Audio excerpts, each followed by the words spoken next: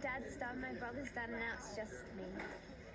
And it's been so much fun to work with them. What's going through my mind right now, I'm excited, but I'm also sad at the same time. Because I've loved doing this and it's been so fun. I think we've managed to capture a really unique 70s family that's sort of multi-layered.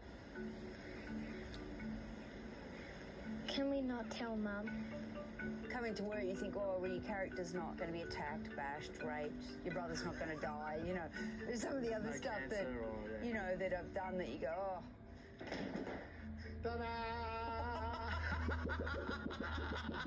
To come to work and to be with scenes with Dan, I mean, you couldn't ask for just a better job, really.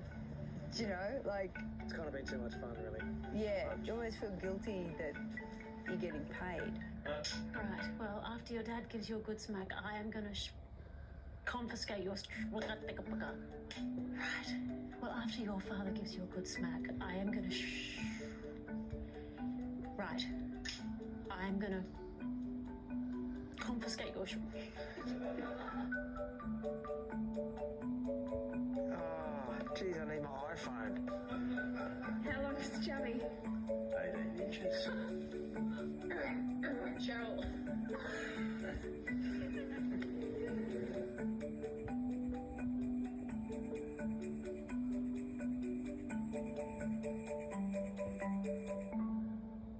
Why is Cheryl going home? Because I'm a wanker! Dirty wanker! I loved the scene of Yvonne walking down to the nudist beach and the kind of personal freedom that she expressed in that scene. Yvonne just goes through a multitude of changes. You think that she's one thing at the beginning. You think in public she has a public face, and it's like, can you penetrate that? And underneath you just go, wow, I never expected that person to have that kind of grit. They're on a sinking ship, but the band's still playing. Being able to do a part where there was a bit more, in terms of the sex and the drug use, a bit more grown up, was the best thing for me.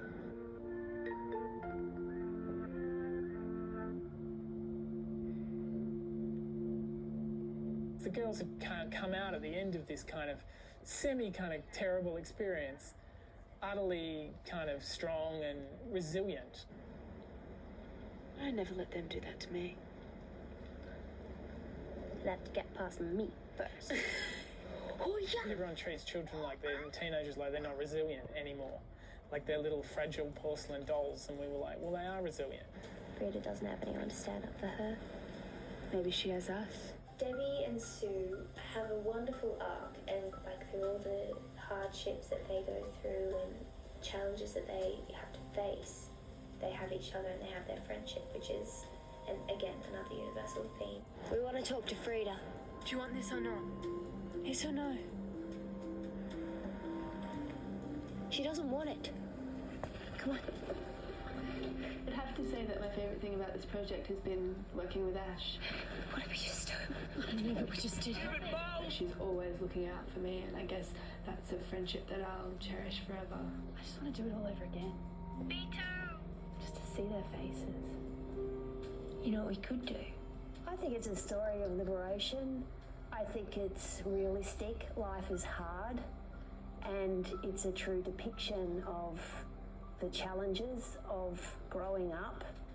And I love that about all the work that John and Imogen produce. It's not sugar-coated. What are those moles doing here? They go from these naive but ambitious kids who just have this really specific goal about kind of getting in to the cool gang. Morning! Go get me a Chico roll! And fine, Pluto pie! And don't drink me moo! Who ate the pie? There's a point at which during that journey they make a decision that is possible because of the strength of the friendship that the two of them have to kind of reject it.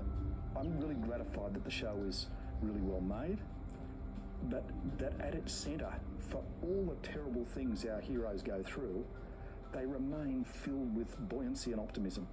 Because we go through some horrible stuff, but the buoyancy and joy that seems to be, it's almost transcendent.